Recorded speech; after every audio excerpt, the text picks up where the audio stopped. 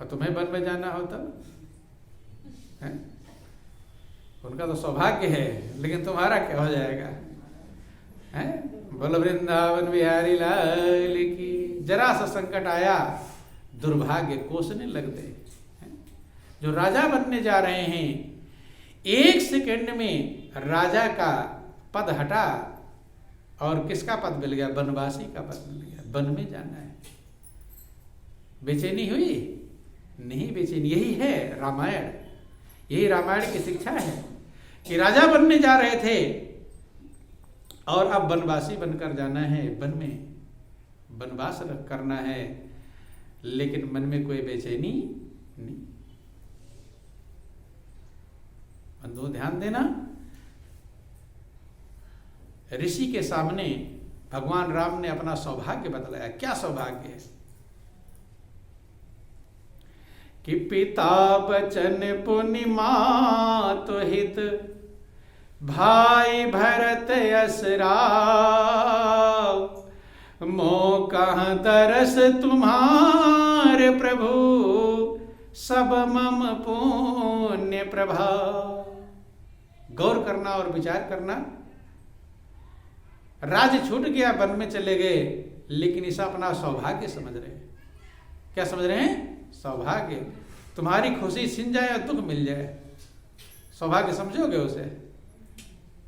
रामायण से शिक्षा ग्रहण करना चाहिए। जो मिले उसमें सौभाग्य ढूंढो कि इसमें मेरा क्या सौभाग्य है। खुशी छिन जाए और दुख मिल जाए तो उस दुख में ढूंढो कि इसमें क्या सौभाग्य छिपा हुआ है। भगवान राम वनवास में सौभाग्य ढूंढ रहे हैं। क्या क्या सौभाग्य इसमें छिपा हुआ है? कहते हैं पहला सौभाग्य है पिता वचन। क्या सौभाग्य है? कि पिता के वचन का पालन हुआ। किसके वचन का पालन हुआ? पिता। कि पिता वचन पुनि मात हित। और दूसरा सौभाग्य क्या हुआ? माता का हित हुआ। माता चाहती थी कि भरत राजा बने, तो माता के दिल की भावना पूर्ण हो गई। तो पहला सौभाग्य है पिता का वचन का पालन हुआ, और दूसरा सौभाग्य है माता का हित।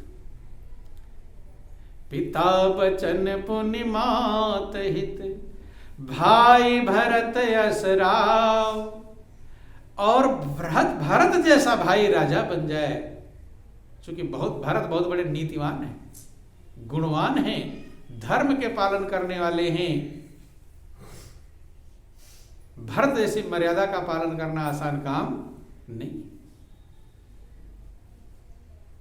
वर्णन आया, होय न भूतल जन्म भरत को, सचर अचर चर सचर करत को। बंधुओं ध्यान देना कि भाई भरत असराव, भरत जैसा भाई राजा बन जाए तो प्रजा का कितना भला होगा। जब राजा भला होगा तभी तो प्रजा का भला होगा, और राजा अगर भला नहीं है तो प्रजा की भलाई कर सकता नहीं।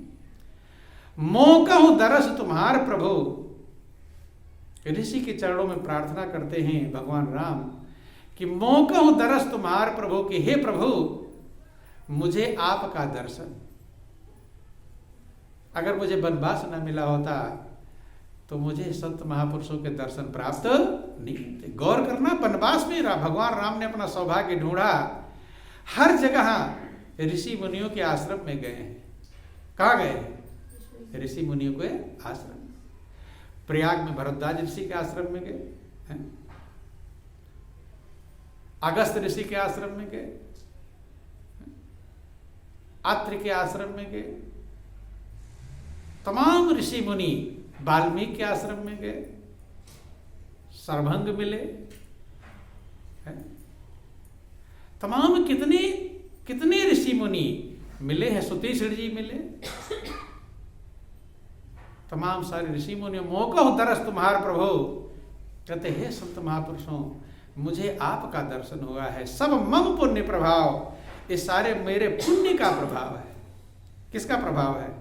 पुण्य का प्रभाव है। तो भगवान राम सौभाग्य मान रहे हैं, दुर्भाग्य? क्या मान रहे हैं? अब आपको जरा सा संकट मिल गया, हाय हाय हाय, हैं? दुखी हो जाते, बेचैन हो जाते। तो ये रामायण है। और ऐसा कब होंगे, दुख को भी आनंदमग्न कब समझ पाएंगे, जब आपके अंदर विवेक होगा। क्या होगा? विवेक। बिना विवेक के सत असत का निर्णय नहीं हो सकता। जब तक विवेक नहीं होगा तब तक मनुष्य सत्य को असत्य समझ लेगा, असत्य को सत्य समझ लेगा, पीतल को सोना समझ लेगा और सोने को पीतल समझ लेगा। इसलिए विवेक की आवश्यकता है। इस संसार में अगर विवेक नहीं है तो आपका जीवन दुखी रहेगा, और अगर आपके अंदर विवेक है तो आपका जीवन आनंदमग्न हो जाएगा। और वो विवेक बिना सत्संग के संभव नहीं। रामायण लिखा गया कि बिन सत्संग विवेक न होई, और राम कृपा बिनु सुलभ न सोई। बिना सत्संग के हमारे अंदर विवेक पैदा नहीं होगा।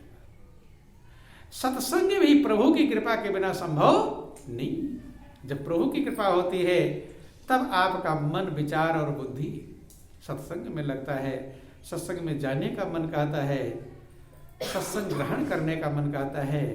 यहां तक वर्णन कर दिया गया कि प्रभु की भक्ति ही उसे मिलेगी जिसे सत्संग से अति प्रेम हो जाए। कैसा प्रेम हो जाए? अति प्रेम।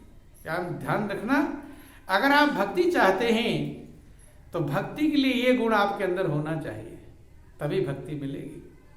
अभक्ति ये सारे सुखों की खान है, सुख और कहीं नहीं है। सुख कहां है? प्रभु की भक्ति में।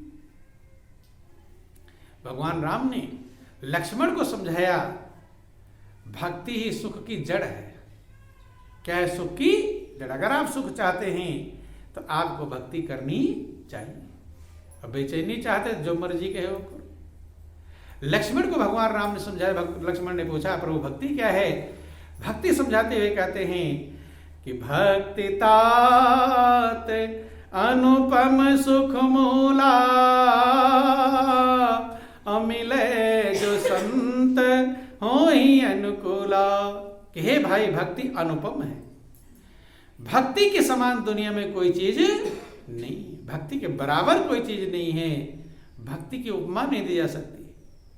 अनुपम का मतलब जिसकी उपमा ना दी जा सके, माने उस जैसा भी, उसके हल्का फुल्का भी उसके बराबर कोई नहीं। जैसे कहते नहीं कि उसका मुंह चंद्रमा के समान सुंदर है, चंद्रमा के समान नहीं है, लेकिन उदाहरण दिया गया कि उसका मुंह चंद्रमा के समान, उपमा दी गई। लेकिन कहते भक्ति तात अनुपम सुखमोला। भक्ति ऐसी चीज है जो अनुपम है, जिसकी उपमा किसी चीज से दी जा सकती नहीं। और सुख मोला, सुख की मूल है।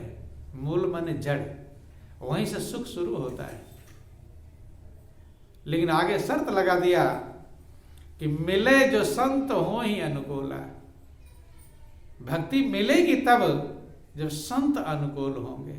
संत की कृपा अपने आप नहीं मिलती। लक्ष्मण को समझाया, किसी और को नहीं है। और को झूठ भी बता सकते हैं, लेकिन जो प्रिय भाई हैं, जिन्होंने राम के लिए अपना जीवन पूरा जान की बाजी लगा दिया, उस लक्ष्मण को समझा रहे हैं कि भक्ति तात अनुपम सुख मूला, और मिले जो संत हो ही अनुकूला। कि हे भाई, भक्ति अनुपम है, सुख की मूल है, सुख की जड़ है, लेकिन मिलेगी तब जब संत अनुकूल होंगे, संत की कृपा होगी। तो आप सुखी होना चाहते हैं कि दुखी? क्या होना चाहते हैं? हैं? कुछ नहीं, सुखी होना चाहते हैं। तो सुखी के लिए भक्ति आवश्यक है। सुख की मूल है, सुख की जड़ है, वही शुरू होती है। प्रजावासियों को समझाते भगवान राम कहते हैं कि भक्ति स्वतंत्र सकल सुख खानी, अबिन सतसंग न पावहि प्राणी। आप कितने सुख चाहते हैं? एक दिन गिन लेना कितना सुख मुझे चाहिए। 100 सुख से ज्यादा सुख चाहते हैं? एक दिन गिन कर बता देना कितने सुख चाहते हो। लिस्ट बना लेना कौन कौन सा सुख चाहिए, तो कितने सुख लगभग हो जाएंगे?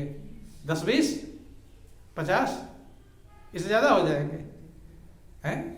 लिख देख लो कौन कौन सा सुख चाहते हो, लिख लेना डायरी में और फिर बताना कि ये मुझे सुख चाहिए हैं। बोलो वृंदावन बिहारी लाल की जय। जरूरी तो सब है, लेकिन तुम्हें क्या चाहिए? जरूरी जो हो तो प्रभु देता है, लेकिन फिर बेचैन क्यों होते हो हैं? फिर तो खुश रहो। बोलो वृंदावन बिहारी लाल की।